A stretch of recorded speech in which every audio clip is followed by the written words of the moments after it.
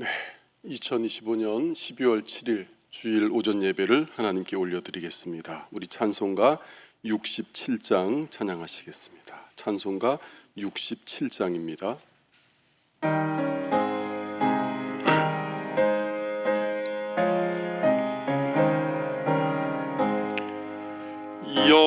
영광의 왕께 다 경배하며 그 크신 사랑 늘 찬송하라. 예부터 영원히 참방패시니 그 영광의 주를 다 찬송하라. 능력과 은혜 다 찬송하라. 그 옷은 햇빛 그 집은 궁창 큰 우레소리로 준호하시고 폭풍의 날개로 달려가신다. 저 아름답고 놀라운 일이 가득한 이 땅 다 주의 조화. 그 힘찬 명령에 더 잡히나니 저 푸른 바다는 옷자락이라. 질그릇같이 연약한 인생 주 의지하여 늘 강건하리. 온 백성 지으신 만왕이시니 그 자비 영원히 변함없어라.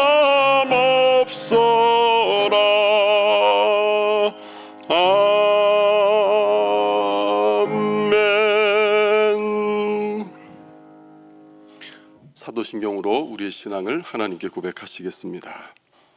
전능하사 천지를 만드신 하나님 아버지를 내가 믿사오며 그 외아들 우리 주 예수 그리스도를 믿사오니 이는 성령으로 잉태하사 동정녀 마리아에게 나시고 본디오 빌라도에게 고난을 받으사 십자가에 못 박혀 죽으시고 장사한 지 사흘 만에 죽은 자 가운데서 다시 살아나시며 하늘에 오르사 전능하신 하나님 우편에 앉아 계시다가 저리로서 산자와 죽은 자를 심판하러 오시리라.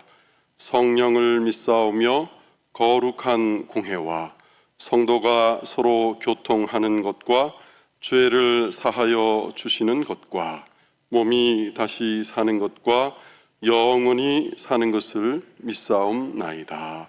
아멘.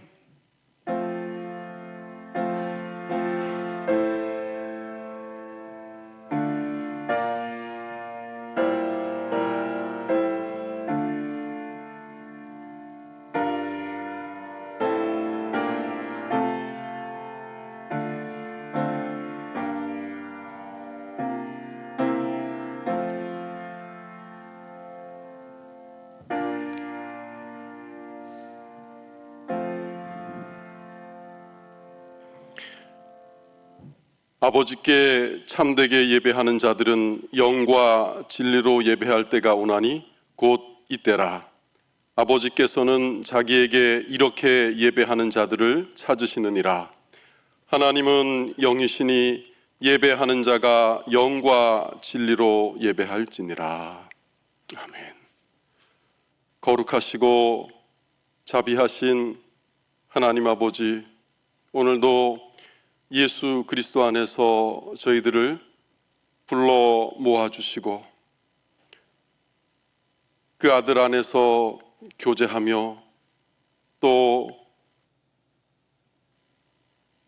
성도들의 교제를 나눌 수 있도록 인도하여 주시니 감사합니다. 이 시간 저희의 온 마음을 다하여 하나님을 바라보게 하시고 저희의 입술을 크게 벌려 주의 이름을 찬송하게 하시며 하나님께서 들려주시는 생명의 말씀을 귀담아 듣고 이 한 주도 믿음으로 살아낼 수 있도록 인도하여 주시옵소서. 예수님의 이름으로 기도드립니다. 아멘. 일어나셔서 찬송가 35장 찬양하시겠습니다. 35장입니다.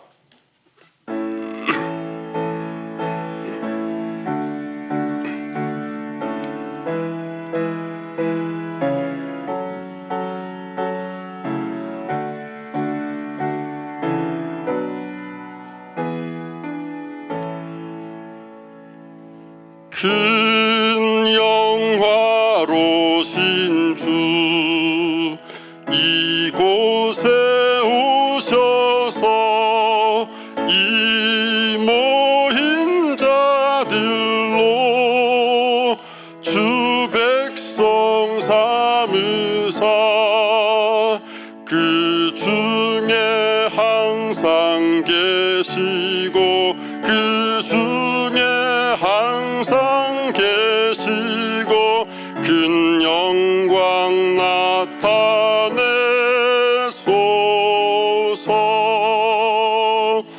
이 백성 기도와 또 예물 드림이 향내와 같으니 곧 받으옵소서.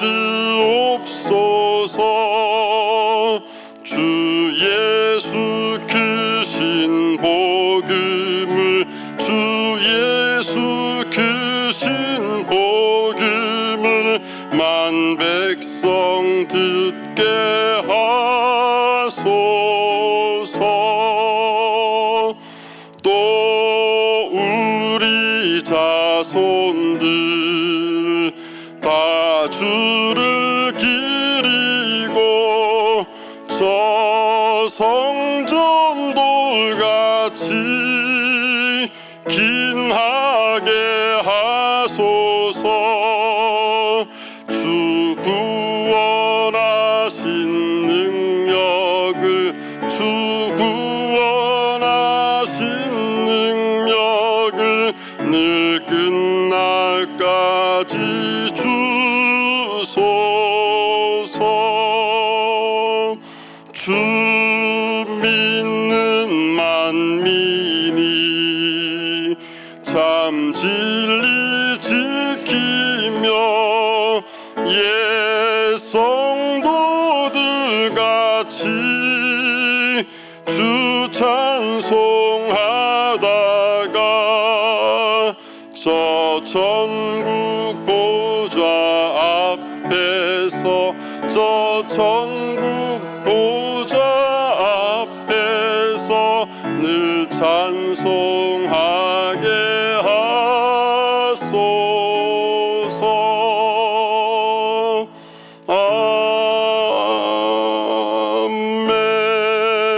아멘.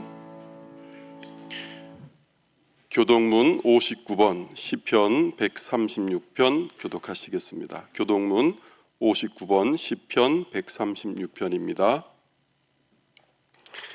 여호와께 감사하라. 그는 선하시며 그 인자하심이 영원함이로다.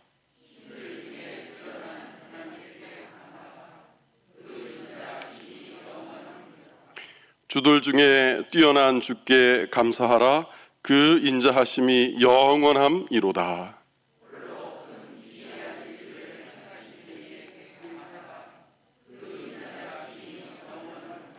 지혜로 하늘을 지으신 이에게 감사하라. 그 인자하심이 영원함이로다.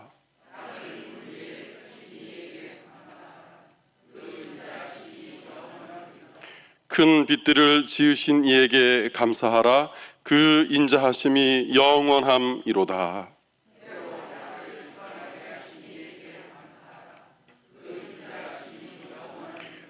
달과 별들로 밤을 주관하게 하신 이에게 감사하라. 그 인자하심이 영원함이로다.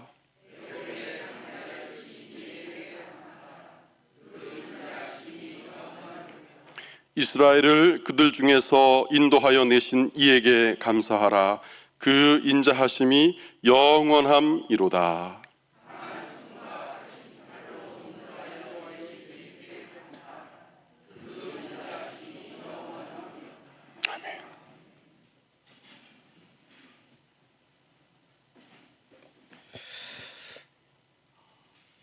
참으로 사랑과 은혜와 자비와 또 긍휼이 풍성하신 하나님 아버지, 오늘도 좀 하나님의 품에서 하나님을 예배하며 참된 그 영혼의 안식을 누리는 이 자리에 저희를 인도하여 주심을 감사를 드리옵나이다. 사람이 자기의 생각이나 또 자기의 뜻이나 또 자기의 의지로 이 자리에 나온 것처럼 보이지만은, 그러나 결코 이것이 사람이 한 것이 아니요 또 자기의 힘으로 한 것도 아니요 오직 우리를 지극히 사랑하시는 하나님께서 우리를 그 품으로 부르시고자 이 자리로 나오게 인도하여 주신 줄로 믿사옵나이다. 그러한 저희들 가운데 그 크신 은혜를 베풀어 주시옵시고, 진실로 하나님과 함께하며 하나님 앞에 무릎을 꿇며 경배를 드리는 그 복락을 저희가 맛보는 이 시간 될 수 있도록 은혜를 베풀어 주시옵소서. 지난 한 주간도 그러하셨던 것처럼 올 한 해도 이제 이 12월 곧 한 해를 마치고 또 새로운 한 해를 앞두고 있는 이 시점까지도 저희의 모든 발걸음을 인도하여 주신 줄로 아옵나이다.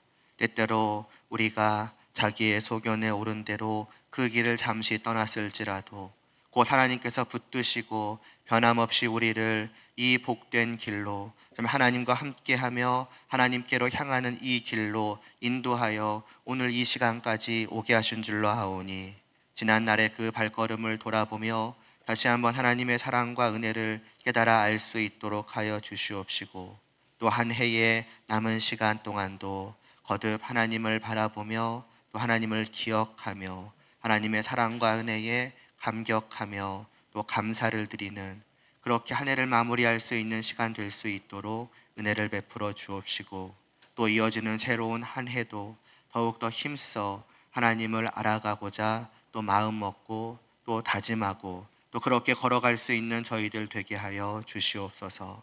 그러한 저희들에게 이 시간에도 말씀하여 주시오니, 오직 하나님께서 말씀하여 주실 때에 그 말씀을 저희가 듣고 믿음으로 받을 수 있도록 하여 주시옵소서. 진실로 하나님께서 어떠한 분이신지를 홀로 거룩하시고 영광되시며 오직 우리의 유일한 목적이요 참된 기쁨이요 만족되시는 분이심을 다시 한번 분명하게 알게 하여 주시옵소서. 저희의 심령에 그 말씀의 빛을 환하게 비추어 주실 때에 저희의 눈이 밝아져 진실로 살아계시는 하나님을 마치 뵙는 것처럼 하게 하여 주시옵시고, 그 앞에 무릎을 꿇며 전심으로 경배를 드릴 수 있는 저희들 될 수 있도록 은혜를 베풀어 주시옵소서. 그러한 저희들 모두가 한 마음으로 드려지는 이 예배를 통하여 하나님만이 홀로 영광 받으시기를 소원하오며 예수님의 이름으로 기도드리옵나이다. 아멘.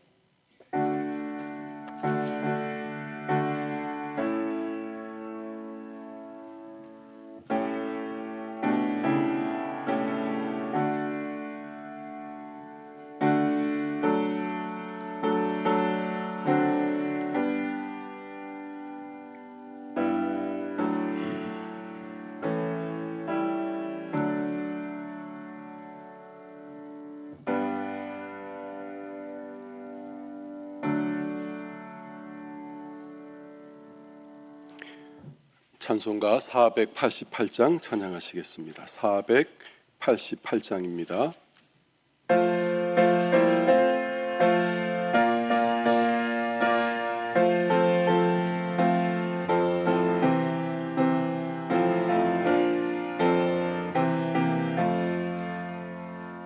이 몸의 소망 무언가 우리 주 예수뿐일세.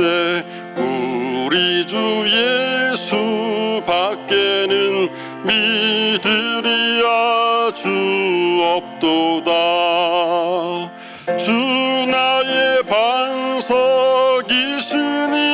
그 위에 내가 서리라.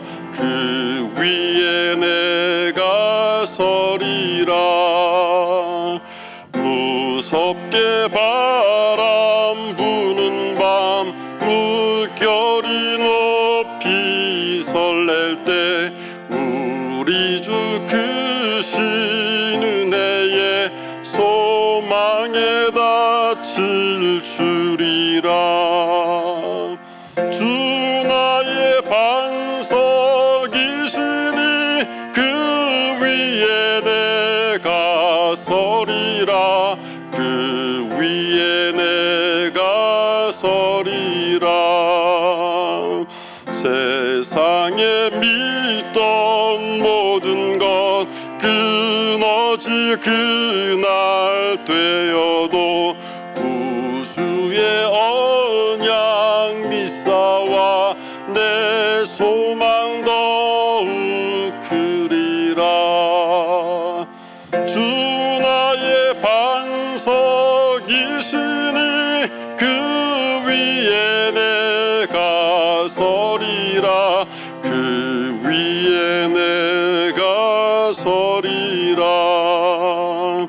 바라던 천국 올라가 하나님 앞에 배울 때 구주의 의를 힘입어 어여시 바로 서리라.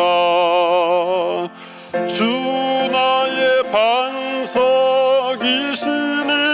그 위에 내가 서리라. 그 위에 내가 서리라.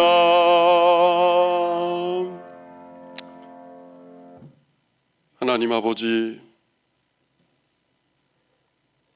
주님께서 그리스도 안에서 베푸신 그 구원의 놀라운 은혜와 저희들의 삶에 베푸시는 온갖 좋은 것들로 인하여 감사를 드립니다.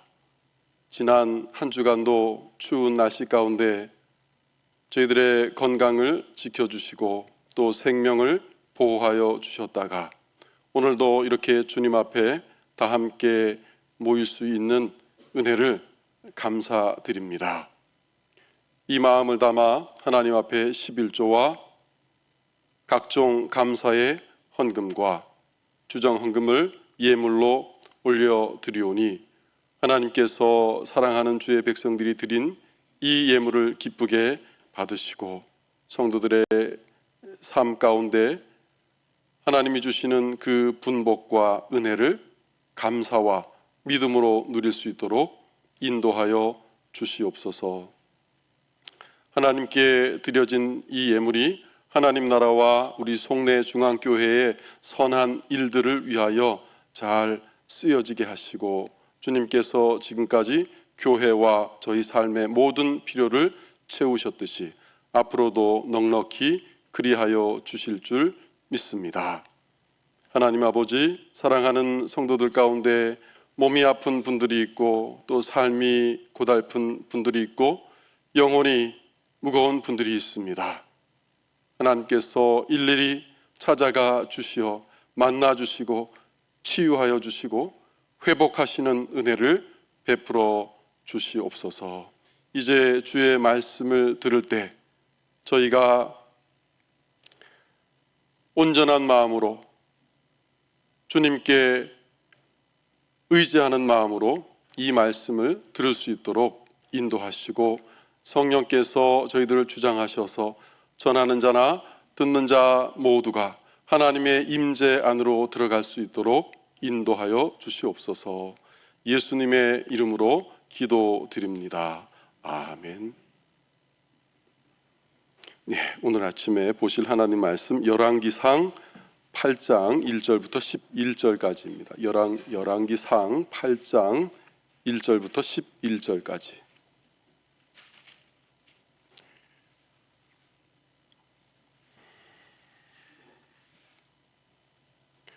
예, 제가 하나님의 말씀을 봉독하겠습니다. 하나님의 말씀을 들으십시오.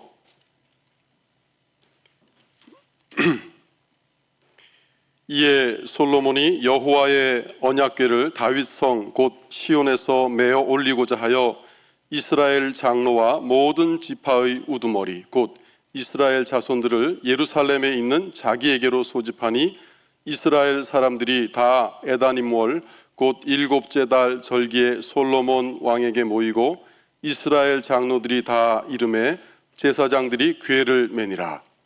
여호와의 궤와 회막과 성막 안의 모든 거룩한 기구들을 메고 올라가되 제사장과 레위 사람이 그것들을 메고 올라가매 솔로몬 왕과 그 앞에 모인 이스라엘 회중이 그와 함께 그 궤 앞에 있어 양과 소로 제사를 지냈으니 그 수가 많아 기록할 수도 없고 셀 수도 없었더라. 제사장들이 여호와의 언약궤를 자기의 처소로 메어 드렸으니 곧 성전의 내소인 지성소 그룹들의 날개 아래라.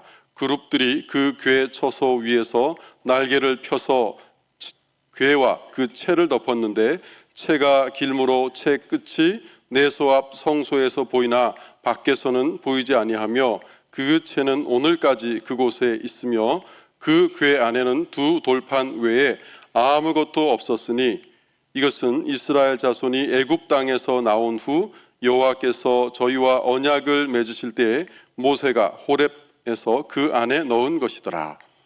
제사장이 성소에서 나올 때에 구름이 여호와의 성전에 가득하매 제사장이 그 구름으로 말미암아 능히 서서 섬기지 못하였으니 이는 여호와의 영광이 여호와의 성전에 가득함이었더라. 아멘.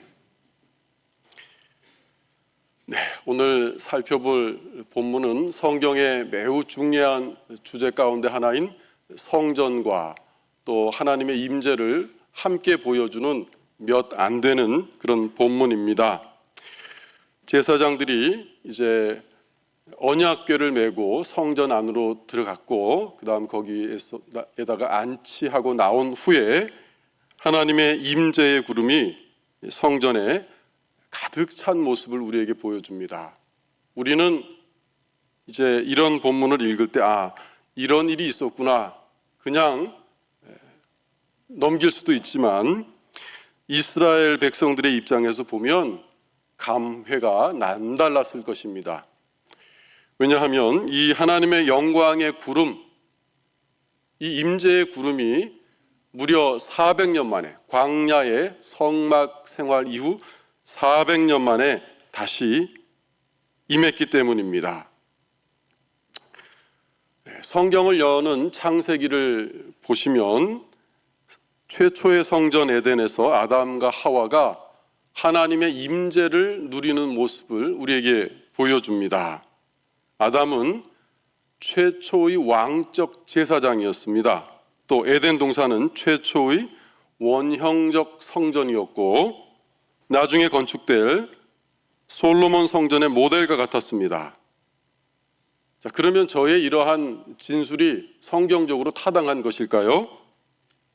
두 가지 사실을 들어보시면 성도님들도 수긍이 가실 겁니다. 우선 죄가 들어오기 이전 에덴 동산은 제사장이었던 아담이 하나님과 거닐며 대화를 나누던 곳이었습니다.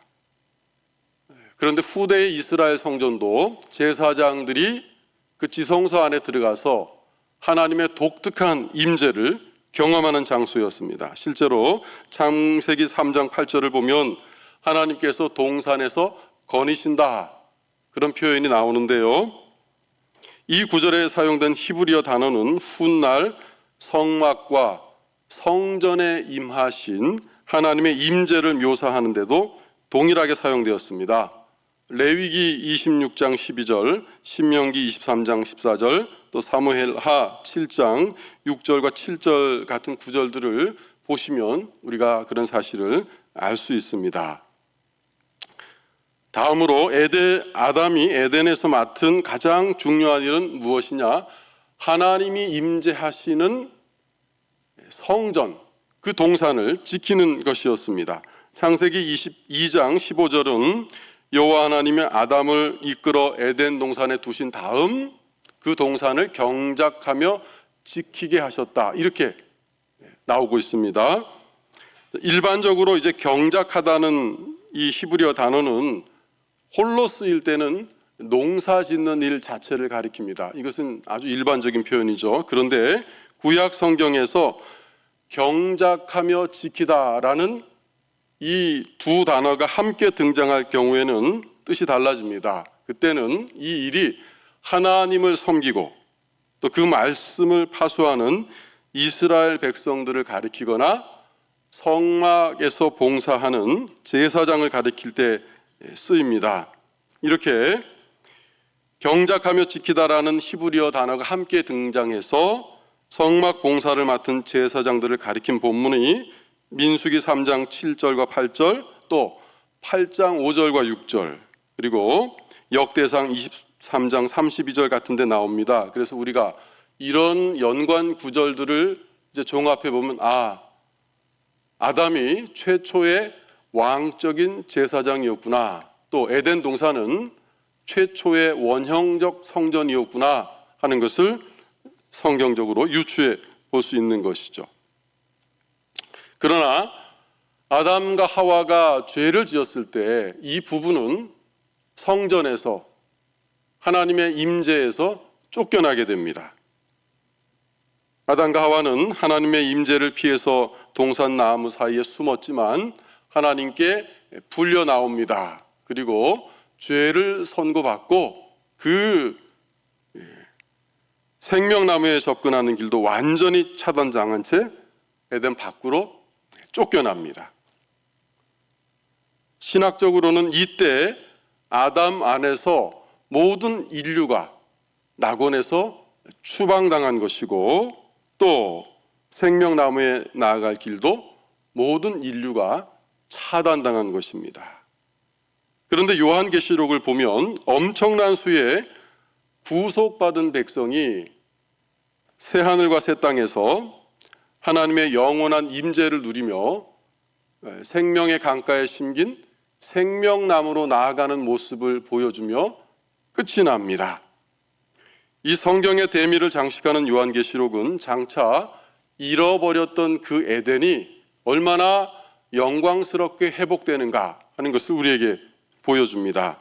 따라서 성경의 역사는 아담과 하와가 에덴 성전에서 하나님의 임재를 누리는 것으로 시작하고, 그러다가 그 임재 밖으로 추방된 것, 창세기 3장 이후부터 요한계시록까지 그 역사가 이어지고, 요한계시록 마지막에 이제 구속받은 하나님의 백성들이 새 에덴, 즉 하늘의 새 예루살렘에서 하나님의 완전한 임재를 누리는 것으로 끝납니다.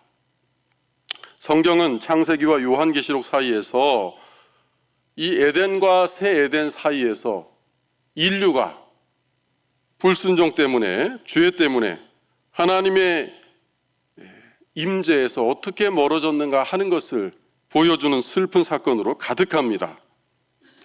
우리 그리스도인들은 지금 이 두 세계 사이에 끼어 있는 형국입니다. 따라서 우리가 성경을 보면서 해야 할 중요한 질문 가운데 하나는 어떻게 우리가 하나님의 임재 안으로 다시 들어갈 수 있는가? 다른 말로 하면 어떻게 불의한 죄인이 의로우신 하나님 앞에 설 수 있는가 하는 질문을 던져야 합니다.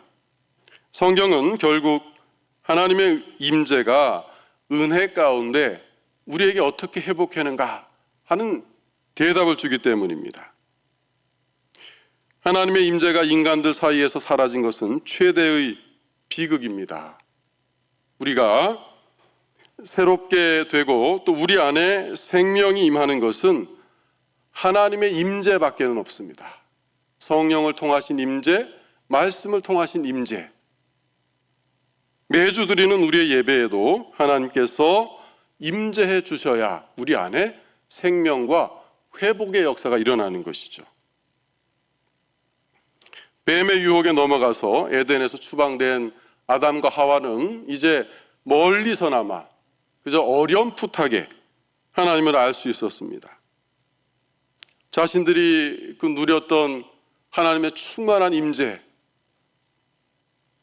그 기쁨 충만한 에덴 동산으로 돌아갈 길은 완전히 차단당했습니다. 이 부분은 이전처럼 하나님을 가까이 할 수 없었고 죄로 신음하는 생활을 했습니다. 그러나 감사하게도 하나님께서 죄로 신음하는 그들을 버리지 않고 다시 찾아오셨습니다. 긍휼과 자비로 충만하신 하나님께서는 이후로도 여러 모양으로 자신의 백성들에게 나타나셔서 교제를 이어가셨습니다. 그러나 성경을 보면 우리는 성경의 대표적인 인물들이 하나님의 임재를 경험한 그것이 그렇게 많지 않다는 것을 알 수 있습니다. 이것은 좀 의외인데요. 이제 이스라엘이 애굽으로 내려가기 전에 하나님께서 아브라함에게는 4번 정도 나타나셨습니다. 이삭에게는 2번, 야곱에게는 3번 정도 나타나셨습니다. 또 이제 이스라엘이 애굽으로 내려간 이후 하나님께서는 장장 400년간 그들에게 나타나지 않으셨습니다. 침묵하셨습니다. 이 기간은 이스라엘 백성들에게 엄청난 시련과 고통이었습니다. 그러다가 마침내 하나님께서 불타는 떨기나무 속에서 다시 그 모습을 드러내셨습니다. 그리고 모세와 함께 출애굽한 이스라엘 백성들이 시내산에 머물렀을 때 하나님께서 그들 가운데 임재하셨습니다. 그때는 빽빽하고 두터운 구름이 시내산 위를 덮었고 산 아래서 그것을 보던 백성들은 너무나 두려웠기 때문에 공포로 떨었다고 그렇게 되어 있습니다. 얼마나 두려웠던지 이스라엘 백성들은 모세에게 중재를 요청합니다. 하나님께서 우리에게 직접 말씀하시지 말고 모세 당신을 통하여 말씀하게 해달라고 그렇게 중재를 부탁합니다. 자, 그런데 불과 얼마 후 성경에서 가장 이해하기 힘든 일이 발생합니다. 모세가 산 위에 올라가 있는 동안 이스라엘은 산 아래서 금송아지를 만들어 섬기는 이 이상한 장면이 동시에 벌어집니다.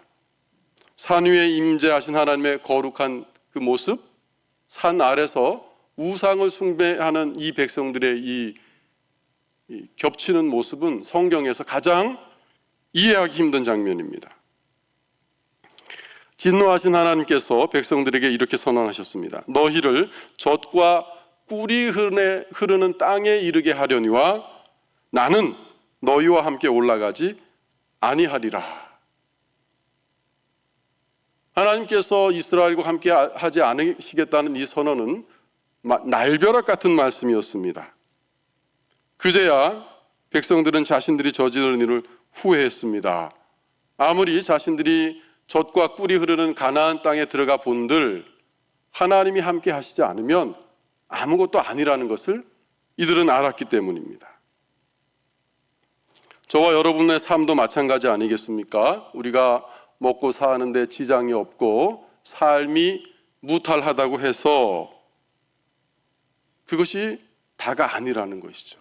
만약 그런 삶에 하나님이 계시지 않다면 우리 삶은 그저 바람에 나는 겨와 같을 뿐입니다. 자, 백성들이 이렇게 울며 모세에게 중재의 기도를 부탁했고 오래 참으시는 하나님께서는 모세의 간구에 응답하셨습니다.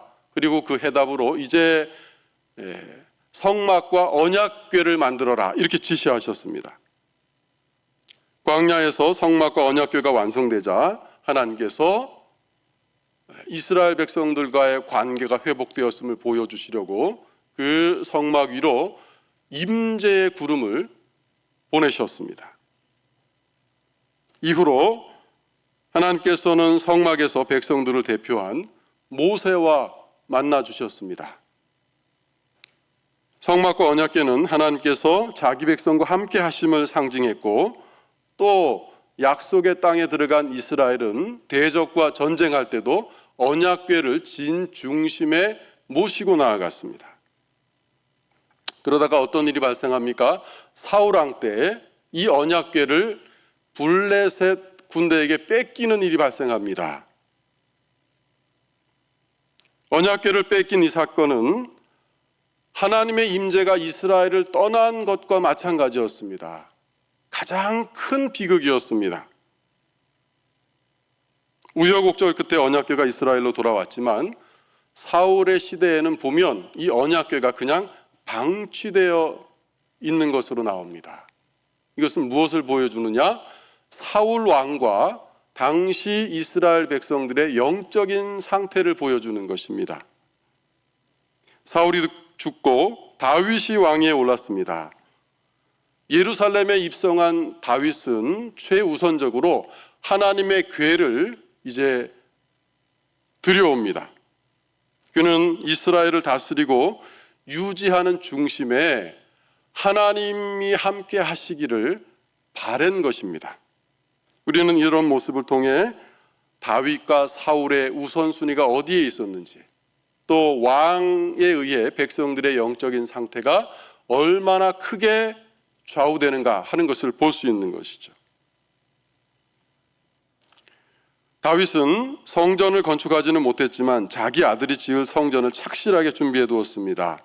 그래서 오늘 우리가 보다시피 솔로몬이 왕 위에 오르자마자 자기 궁을 짓고 그 다음 성전을 건축하고 7년 만에 마친 후에 봉헌식을 위해서 지성소의 언약궤를 이제 안치합니다. 그리고 제사장들이 나왔을 때 하나님의 이 임재의 구름이 임했습니다. 이스라엘 역사로 보자면 광야의 성막 생활 이후 무려 400년 만에 다시 하나님의 임재의 구름이 나타난 것입니다. 여기까지가 오늘 본문 이전의 역사입니다.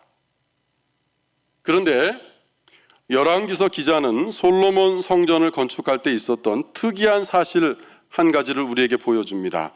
열왕기상 6장 7절에 나오는데 우리 함께 읽어보시겠습니다.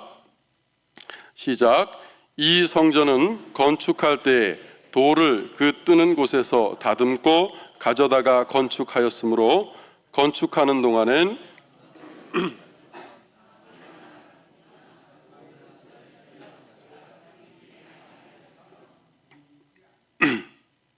네, 원래 건축 현장은 연장 소리가 나기 마련입니다. 각종 두드리고 깨는 연장 소리가 당연히 들려야 합니다. 그런데 솔로몬 성전의 건축 현장에서는 그런 소리가 일절 없었다는 것입니다.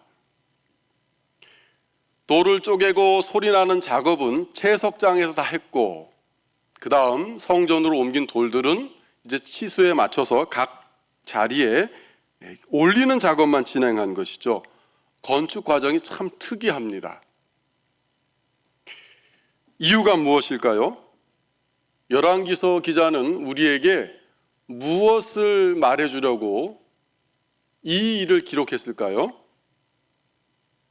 이 질문은 잠깐 머리에 넣어두시고 이번에는 이 솔로몬 성전의 특이한 건축술이 어떻게 신약 성경으로 이어지는지 한번 보겠습니다. 베드로전서 2장 5절을 우리 다 함께 읽어보시겠습니다.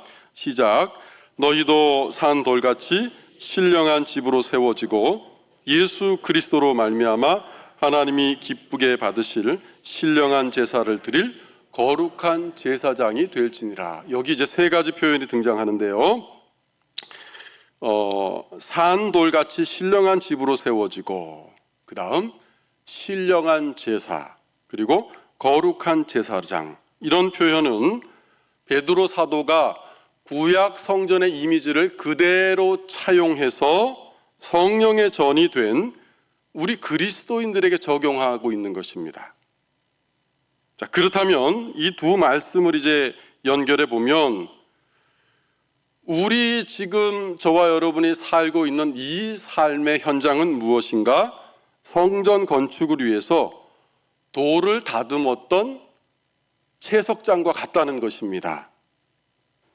하나님께서 지금 장차 우리를 하늘의 참 성전으로 세우시는 일을 위해서 지금 우리를 이 땅에서 다듬는다는 것이죠. 저와 여러분은 산 돌이고 이제 잘 다듬어진 다음 장차 새 하늘과 새 땅의 성전이 올라갈 때 거기에 각기 자리에 올라가게 될 것입니다. 그래서 우리 삶의 현장에서는 하나님의 망치 소리가 그치지 않는 것이죠. 하나님께서 거룩하고 지혜로운 섭리 가운데 하나님의 백성들을 다듬고 계시기 때문에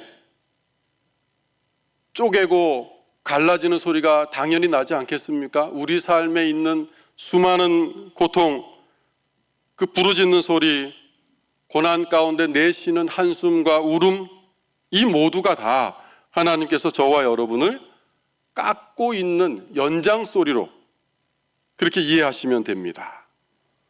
그러나 장차 완성될 하늘의 새 예루살렘, 하늘의 거룩한 도성에서는 이런 깎이고 다듬어지는 신음소리가 전혀 없을 것입니다. 그때는 우리 가운데, 하나님의 모든 백성 가운데 찬양과 기쁨 소리만 있을 것입니다. 따라서 저와 여러분의 삶 속에서 만나는 아픔과 고통스러운 질병, 시련과 좌절은 모두 하나님께서 우리를 다듬는 것이라고 그렇게 받아들이시면 됩니다. 우리는 이 사실을 정말 믿어야 합니다. 우리를 깎고 다듬는 이 고통스러운 작업, 그 작업이 영원할 것 같지만 아니라는 것입니다. 지금 이 땅에서만 진행된다는 것입니다. 현재 우리의 삶이 채석장과 같아서 많은 고통을 우리에게 주지만 때로 우리가 원치도 않고 이해할 수도 없는 시련들이 다가오지만 인내해야 한다는 것입니다. 바울은 로마서 8장 18절에서 이렇게 말씀합니다. 생각하건대 현재의 고난은 장차 우리에게 나타날 영광과 비교할 수 없도다. 또 24절과 25절에서는 우리가 소망으로 구원을 얻었음에 보이는 소망이 소망이 아니니 보는 것을 누가 바라리요? 만일 우리가 보지 못하는 것을 바라면 참음으로 기다릴지니라. 그렇게 말씀했습니다. 또 고린도후서 4장 17절에는 우리가 잠시 받는 환난의 경한 것이 지극히 크고 영원한 영광에 중한 것을 우리에게 이루게 하는 것이다. 그렇게 해석해 줍니다. 20세기 중반에 남미 에콰도르의 미전도 종족인 아우카 인디언들에게 복음을 전하러 간 5명의 선교사님들이 있었습니다. 그 중에 한 분이 짐 엘리엇입니다. 이 아우카 부족은 살인 부족으로 유명했기 때문에 선교사님들이 아주 조심스럽게 접근했습니다. 5명의 선교사님들이 아우카 부족에게 조심스럽게 준비 작업을 한 다음 드디어 이제 만나러 가는데 그 만나러 가던 날 강가에서 모두 창에 찔려 죽임을 당하게 됩니다. 이들은 자신들의 호신을 위해서 주머니에 권총을 가져갔지만 끝까지 권총을 뽑지 않았습니다. 그냥 온몸으로 죽음을 맞이했습니다. 결국 짐 엘리엇 선교사님도 28회 순교하셨는데 일기에 이런 말을 적어두었습니다. 영원한 것을 얻고자 영원하지 않은 것을 잃어버리는 자는 바보가 아니다. 영원한 것을 얻고자 영원한 것을 영원하지 않는 것을 잊는 자는 바보가 아니다. 예. 하나님께서 우리에게 영원한 영광에 중한 것을 주시려고 우리를 다듬으실 때 우리는 삶에서 우리가 소중하게 여기는 또 좋게 여기는 것들을 잃을 수도 있습니다. 심지어 내가 사랑하는 가족, 친구를 먼저 떠나보낼 수도 있습니다. 우리는 솔직히 그런 고통이 우리에게 다가온다면 이해하기 힘들 것입니다. 왜 이런 고통이 나에게 왔을까? 왜 내 사랑하는 가족에게 이런 고통을 하나님이 주셨을까? 그런 마음이 들 것입니다. 하지만 이제 우리는 그런 시련이 우리에게 올지라도 하늘의 신실한 석공이신 하나님께서 우리를 다듬고 깎고 계시는구나 하는 과정으로 이해해야 한다는 것이죠. 성령께서도 그런 일을 당하는 우리의 연약함을 돕고 말할 수 없는 탄식 가운데 우리를 위하여 간구하고 계신다고 했습니다. 하이델베르크 요리문답 27항과 28항은 하나님의 섭리와 보존하심에 대해서 이렇게 말합니다. 27문, 하나님의 섭리란 무엇입니까? 답은 이렇습니다.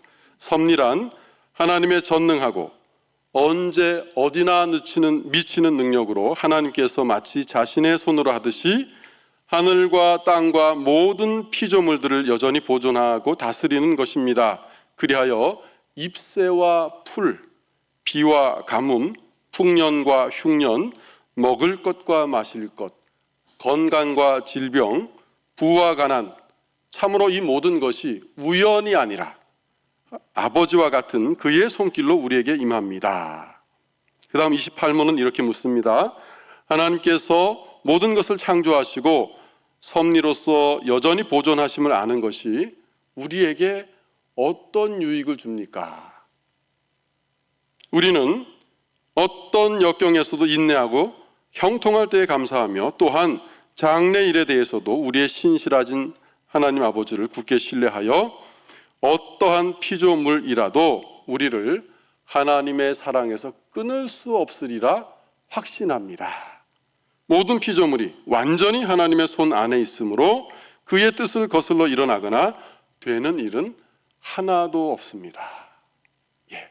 17세기 중반에 작성된 이 하이델베르크 요리문답의 그 작성 배경과 그것을 지키기 위해서 독일에서 소습하였던 우리 개혁파 선조들이 지낸 과정을 보면 정말 눈물 없이는 읽을 수 없습니다.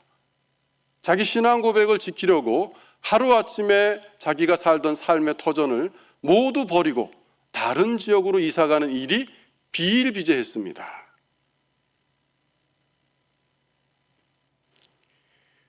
루마니아가 공산주의 치하에 있을 때 있었던 일입니다. 조셉 톤이라는 목사님이 신앙을 지키다가 옥고를 치르게 됩니다. 그런데 하루는 간수가 조셉 톤 목사님에게 이렇게 물었다고 합니다. 내가 지켜보니 당신은 다른 죄수들과 태도가 다르다. 다른 죄수들은 잔인한 간수들을 향하여 증오심을 품는데 당신은 다르다. 그 이유가 무엇인가? 그러자 조셉 톤 목사님이 이렇게 대답했습니다. 왜냐하면 내게는 당신이 하나님의 석공으로 보이기 때문입니다. 지금 나에게는, 지금 여러분에게는 누가 아픔을 주고 있습니까? 누가 하나님의 석공입니까? 바로 곁에 있는 사람입니까? 한번 서로 옆을 쳐다보시기 바랍니다. 그가 사랑스러워 보이십니까? 아니면 나를 아프게 하는 원수처럼 보이십니까?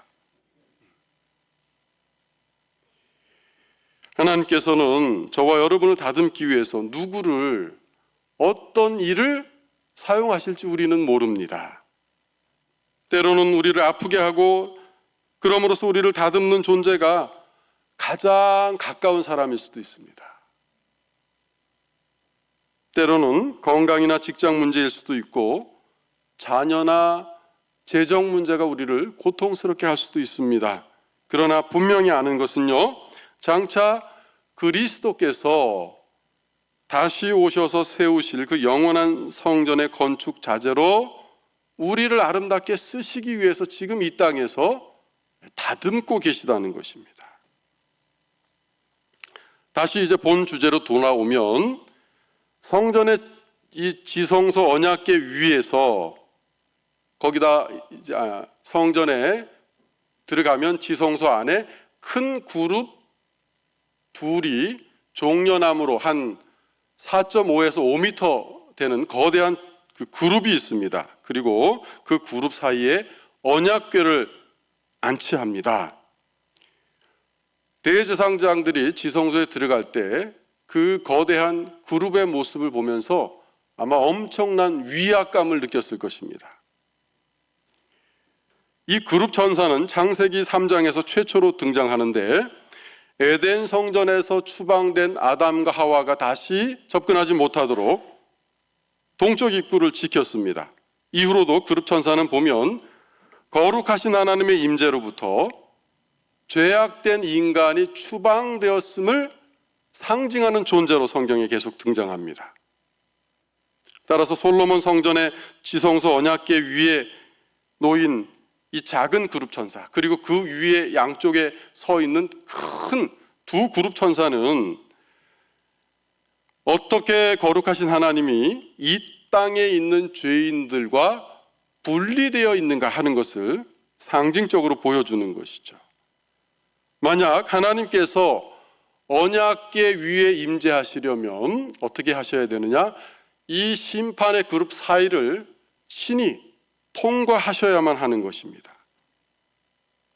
말하자면 예수 그리스도께서 십자가에서 몸이 찢기고 피를 흘리신 것은 이 심판의 그룹 사이를 통과하신 것입니다. 우리 주님은 생명나무의 길을 지키던 그룹과 두루 도는 불칼 사이를 맨몸으로 통과하셨기 때문에 십자가 위에서 온몸이 만신창이가 되신 것입니다. 따라서 그룹이 놓였던 이 지성소 언약궤 위는 심판의 자리인 동시에 은혜의 자리였습니다. 이로써 성전 지성소는 하나님께서 이스라엘 백성들을 대표해서 제사장을 만나주시는 장소가 되었고, 솔로몬과 이스라엘 백성들은 이 사실을 잘 알았기 때문에 오늘 성전 봉헌식을 하면서 하나님께 찬양과 감사의 기도를 올렸던 것이죠. 이후로 왕과 이스라엘 백성들은 얼마 동안은 하나님과 바른 관계를 유지했습니다. 그러다가 솔로몬 왕이 나이가 들면서 급격히 하나님을 떠나게 됩니다. 자기가 맞이했던 수많은 왕비들이 들여온 우상을 숨기게 됩니다. 그래서 금오스 신, 몰록 신을 위한 신전을 예루살렘 산 앞에 짓고 거기서 우상을 섬깁니다. 통탄할 일이죠. 이후의 왕들도 몇 명을 제외하면 이 우상 숭배의 죄에서 벗어나지 못하게 됩니다. 하나님께서는 언약 백성들의 계속되는 이 우상 숭배에 진노하셨고 결국 이들이 끝까지 회개하지 않자 심판하십니다. 그리고 이 영광스러운 성전이 헐리게 됩니다. 후에 포로지에서 돌아온 이스라엘이 성전을 재건하긴 했습니다. 그런데 언약궤에 대한 언급이 없습니다. 언약궤가 돌아오지 못했습니다. 그래서 하나님의 영광의 이 구름, 임재의 구름이 제2성전을 봉헌할 때는 임했다는 기록이 없습니다. 이 안에서 이 성전, 이 제2성전에서 하나님께 제사 드리고 예배가 계속되었지만 하나님의 임재의 구름은 다시 돌아오지 않았습니다. 그러다가 언제 돌아온 것입니까? 또 한 400년의 시간이 흐른 다음 임마누엘이신 예수 그리스도께서 이 땅에 오셨을 때 하나님의 임재가 드디어 이스라엘 백성들에게 되돌아온 것입니다. 그러나 예수님께서 헤롯 성전에 들어가셨을 때 그 성전은 더 이상 성전이 아니었습니다. 강도들의 소굴이고 장사치들의 아지트였습니다. 요한복음 1장 14절은 예수님이 이 땅에 오신 성육신을 다음과 같이 말씀합니다. 우리 함께 읽어보시겠습니다. 말씀이 육신이 되어 우리 가운데 거하심에 우리가 그의 영광을 보니 아버지의 독생자의 영광이요 은혜와 진리가 충만하더라. 이 구절에서 우리 가운데로 이렇게 번역된 말을 직역하면 우리 가운데 장막을 치셨다 또는 성막을 펼치셨다 이렇게 됩니다. 우리는 구약에서 장막 즉 성막이 하나님의 임재를 상징한다는 것을 이미 보았습니다. 이제 사도 요한은 예수님이 이 땅에 육신을 입고 오심으로 하나님의 임재가 다시 이스라엘에게 회복되었다는 것을 지금 말하고 있는 것입니다. 아까도 말씀드렸지만 이 일이 놀라운 것은 하나님의 임재가 이스라엘 땅에서 완전히 사라진 지 400여 년 만의 일이라는 것입니다. 이스라엘이 애굽에 내려간 지도 400년 만에 하나님께서 나타나셨고 또 애굽에서 가나안 땅으로 올라온 다음 400년 만에 하나님의 임재가 솔로몬 성전에 임했습니다. 그 뒤로 이스라엘이 패망해서 사라진 후 말라기 이후에 400년 만에 다시 임마누엘이 그 땅에 임한 것입니다. 예수님은 공생의 기간에 자신의 몸을 가리켜서 무너졌다가 사흘 만에 다시 세워질 성전이라고 말씀하셨습니다.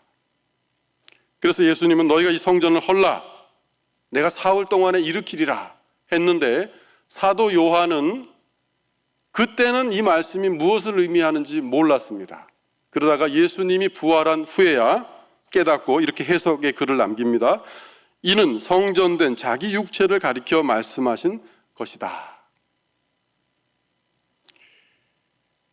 이제 예수님께서 요한복음 2장 19절에서 자신의 몸을 가리켜 성전이라고 하신 것은 예수님이 하나님과 우리 사이에 새로운 만남과 예배와 화목을 이룰 유일한 장소로 대체되었다는 것을 보여줍니다.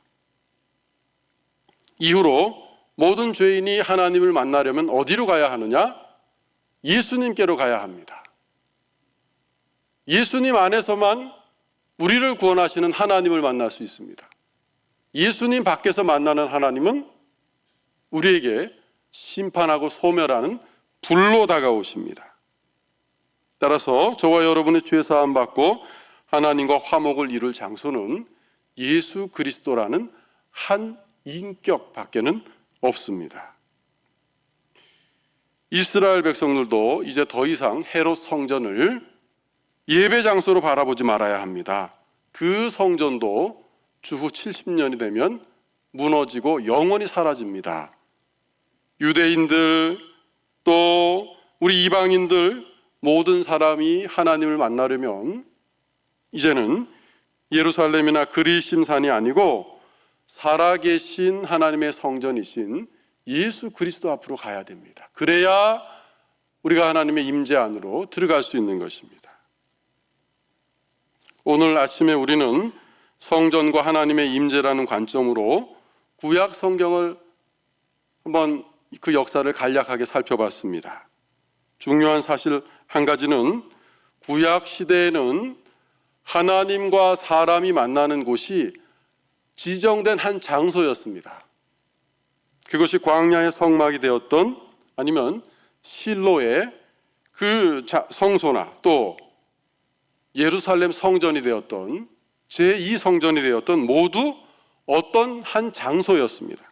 그러나 예수 그리스도께서 오신 후에는 그 장소가 한 인격, 한 사람으로 바뀌게 됩니다.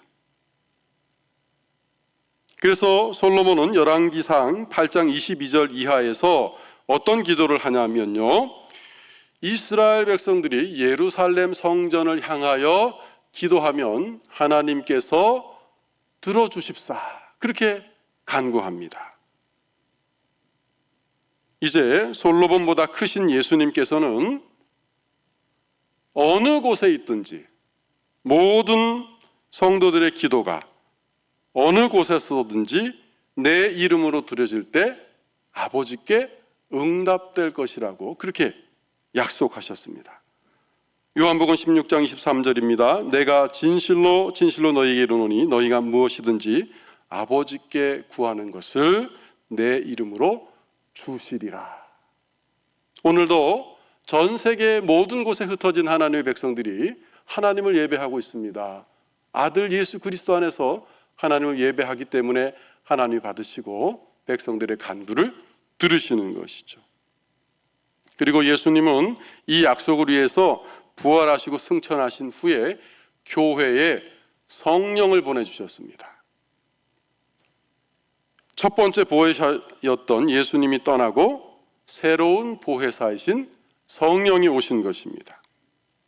오순절에 제자들에게 임한 성령님은 이 광야의 그 불기둥처럼 하나님의 임재를 상징하는 불을 각 제자들 위해 하나씩 임하게 하셨습니다. 그로써 이 제자들이 살아계신 하나님의 성전이 된 것입니다. 이후로도 성령이 임하신 각 사람은 모두 하나님의 성전으로 지금 지어져 가고 있습니다. 저와 여러분도 마찬가지입니다. 그래서 바울은 고린도전서 6장 19절부터 20절에서 성도에 대해서 새로운 정의를 우리에게 내려줍니다. 너희 몸은 너희가 하나님께로부터 받은 바 너희 가운데 계신 성령의 전인 줄을 알지 못하느냐. 너희는 너희 자신의 것이 아니라 값으로 산 것이 되었으니 그런즉 너희 몸으로 하나님께 영광을 돌리라. 이제는 저와 여러분이 하나님의 성전이라는 것입니다. 오늘 아침 우리는 성경을 관통하는 이 중심 주제인 성전과 하나님의 임재가 어떻게 진행되어 왔는지, 그리고 그 일이 예수 그리스도 안에서 어떻게 성취되었는지 살펴봤습니다. 예수님은 지금 우리와 어떻게 함께 하십니까? 성령으로 함께 하십니다. 말씀으로 우리를 다스리십니다. 예수 그리스도의 영으로 우리 안에 임하신 성령님은 우리에게 예수님을 더 친밀하게 만나도록 도와주십니다. 그래서 바울 사도는 우리 안에 성령이 내주하시는 것과 그리스도께서 내주하시는 것을 기능적으로 동일시합니다. 때로 우리가 기도하다 보면 헷갈리지 않습니까? 내가 지금 예수님께 기도하는 것인가? 성령님께 기도하는 것인가? 당연합니다. 바울도 기능적으로 그것을 동일시했기 때문입니다. 이 일은 하나님께서 삼위일체로 존재하시기 때문에 가능한 신비입니다. 저도 더 이상 어떻게 설명드리기 어렵습니다. 아무튼 우리 안에 거하시는 성령님은 우리로 하여금 더 예수님을 믿음으로 바라보게 하고 더 하나님 아버지를 위해 선한 마음을 가지고 살 수 있도록 우리 안에서 그런 소원을 불러일으켜 주십니다. 성경의 대미를 장식하는 요한계시록 21장 3절부터 5절은 장차 하나님이 우리와 어떻게 함께 하시는지를 보여줍니다. 하나님께서 만물을 새롭게 하실 때 하나님의 장막이 우리와 함께 있어 영원히 함께 하실 것이라고 합니다. 그때는 눈물과 사망과 애통과 모든 질병이 우리에게서 사라진다는 것입니다. 새하늘과 새 땅은 어떤 곳이냐? 완전히 새롭게 회복된 새로운 에덴이라는 것입니다. 범죄한 아담 이후 하나님의 임재에서 쫓겨났던 모든 인류는 구속받아서 다시 그 새 에덴, 하나님의 임재 안으로 들어가게 될 것입니다. 이 땅에 있는 동안은 아직 우리가 신자라 할지라도 개인 자격으로는 하늘의 지성소에 들어가지 못합니다. 단지 우리를 대표하는 대제사장이신 예수 그리스도를 통해서만 우리가 하늘 지성소로 들어갈 수 있습니다. 그리스도께서 승천하셔서 하늘 지성소 안으로 이미 들어가셨고 그리스도와 영적으로 연합해 있는 우리도 그때 들어간 것으로 성경은 간주하기 때문입니다. 요한계시록 11장은 교회의 고난을 말한 뒤에 39절에서 이렇게 말씀합니다. 하늘에 있는 하나님의 성전, 이제 그리스도께서 들어가신 지성소죠. 성전이 열리니 하나님의 언약궤, 제2성전 이후 잃어버렸던 언약궤가 여기에서 보입니다. 이것은 하나님의 임재를 상징하는 것입니다. 그 언약궤가 보였다고 말씀합니다. 이는 고난당하는 이 땅의 성도들이 장차 완전하고 복된 이 하나님의 임재 안으로 들어가는 것을 바라보며 고대하게 하는 역할을 하는 것이죠. 사랑하는 성도 여러분, 우리는 지금 이 땅에서 고난 많은 시간을 보내고 있습니다. 그러나 우리의 눈은, 우리의 마음을 어디에 두어야 하느냐? 저 하늘 성전, 그리스도께서 우리 앞서 들어가신 그 지성소, 언약궤 안으로 우리는 마음을 들어 올려야 합니다. 우리에게 장차 주어질 영광이 무엇인지 우리는 잘 알아야 합니다. 그런데 사실 우리는 이런 것을 너무 모릅니다. 왜? 우리의 시선을 자꾸 이 땅으로만 향하기 때문입니다. 우리는 이제 머리를 들어 하늘을 보며 살아야 합니다. 광야의 장막과 솔로몬 성전에 임재하셨던 하나님께서 이제 예수 그리스도 안에서 우리에게 다가오십니다. 성령으로 임재하십니다. 앞으로 저와 여러분은 살다가 모두 죽거나 아니면 예수님의 재림 때 하나님 앞에 서게 될 것입니다. 그때 우리는 하나님의 영광을 직접 보게 될 것입니다. 부활하신 예수님처럼 저와 여러분도 영광스러운 몸을 입고 하나님의 임재 안에서 영원히 살게 될 것입니다. 하나님께서 이제 또 새로운 한 주를 우리에게 허락하셨습니다. 이 한 주간도 여러분께서 성령과 말씀으로 충만한 삶, 하나님의 복된 임재를 누리는 삶을 사시기 바랍니다. 그런 삶을 한 주간 힘써 사시다가 다음 주일 또 믿음으로 모여서 우리가 하나님의 임재 앞에서 예배 드릴 수 있기를 기도드립니다. 기도하시겠습니다. 하나님 아버지, 대제사장이 1년에 한 번씩만, 그것도 자신을 먼저 깨끗하게 한 후에 들어갈 수 있었던 성전 지성소, 그 그룹 사이를 이제 저희가 예수 그리스도 안에서 하나님 앞에 언제든지 담대한 믿음으로 나아갈 수 있게 되었음을 보았습니다. 주님께서 온몸으로 심판의 천사의 칼을 맞으시고 그 칼을 부러뜨리심으로 우리는 안전하게 하나님 앞에 접근할 수 있게 되었습니다. 이것이 얼마나 복된 일인지, 또 저 하늘 성전에서 우리를 기다리고 있는 영광이 무엇인지 바라보며 살아갈 수 있게 도와주시옵소서. 이 땅에 남은 삶을 사는 동안 어떤 고난과 시련이 올지라도 그것이 하나님의 거룩하고 지혜로운 섭리 가운데 우리를 다듬으시는 석공의 손길이라는 사실을 믿음으로 감내하며 살아갈 수 있도록 저희를 붙들어 주시옵소서. 성령께서 저희를 말씀으로 인도하셔서 우리의 시선을 늘 하나님의 말씀에 두게 하시고, 그럼으로써 우리가 이 땅에 살고 있지만 우리의 영혼은 하늘에 예수 그리스도와 함께 이미 지성소 안으로 들어갔다는 사실을 믿고 그 영광스러운 사실을 깨달으며 이 땅의 삶을 살아가는 저희들이 될 수 있도록 주님 도와주시옵소서. 예수님의 이름으로 기도드립니다. 아멘. 53장 찬양하시겠습니다. 찬송가 53장입니다.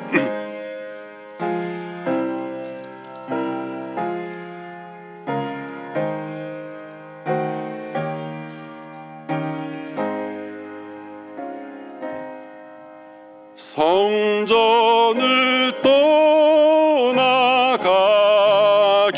전 머리를 숙일 때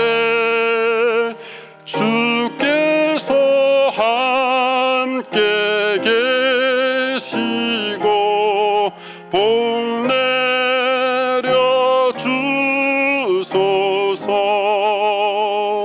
집으로 돌아가는 길 주동행하시고 내 모든 언행 심사를 다 지켜주소서. 거룩한 날이 다가고 저녁이 되도록 주를 맘에 빛 되사 늘 계시옵소서.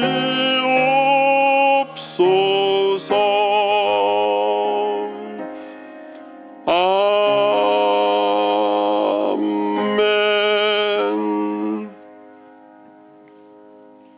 네, 교회 소식 전해드립니다.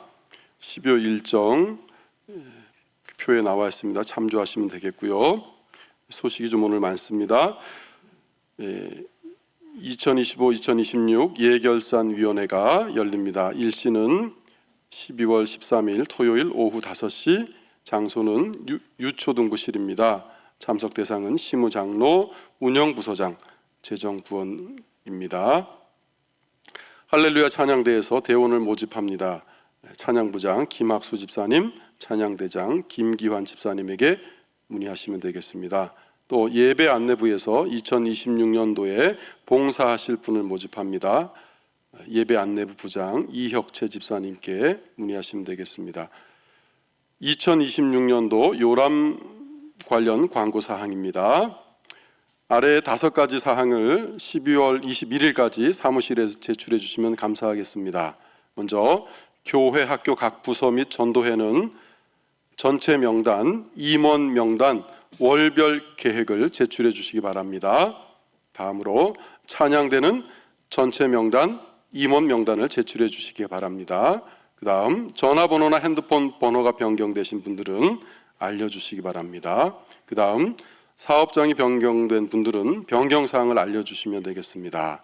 그 다음 요람에 들어갈 사진을 제출해 주시는데요, 변경된 경우만 제출해 주시면 되겠습니다. 운영부서장, 남녀전도회장, 찬양대장, 교회학교 각 부장 변경된 경우에 사진 제출해 주시면 되겠습니다.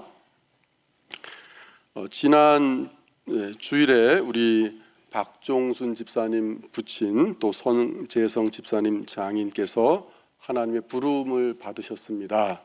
그래서 장례를 잘 은혜 가운데 치르셨고요. 오늘 집사님 가정에서 이제 떡을 마련하셨습니다. 돌아가시면서 받아가시고 위로의 인사를 전해주시기 바랍니다. 우리 다 함께 이번 주 묵상 구절 읽고 축도로 예배를 마치겠습니다. 말씀이 육신이 되어 우리 가운데 거하심에 우리가 그의 영광을 보니 아버지의 독생자의 영광이요 은혜와 진리가 충만하더라. 아멘. 죄와 사망에서 우리를 구원하신 주 예수 그리스도의 은혜와 그리스도 안에서 나타내신 하나님 아버지의 크고 놀라운 사랑과 그 은혜와 사랑을 알게 하시는 성령 하나님의 함께 하시며 붙들어 주시며 임재하시는 은혜가 짧고 불확실한 이 땅의 삶을 사는 동안 영원한 하늘의 새 예루살렘을 바라보며 이 땅에서 하나님께서 우리를 깎고 다듬으시는 그 지혜로운 섭리의 손길을 믿음으로 인내하며 하나님을 향한 신실한 마음으로 살아가기로 다짐하며 돌아가는 사랑하는 모든 성도들 머리 위에 지금부터 영원토록 함께 하시기를 축원하옵나이다. 아멘.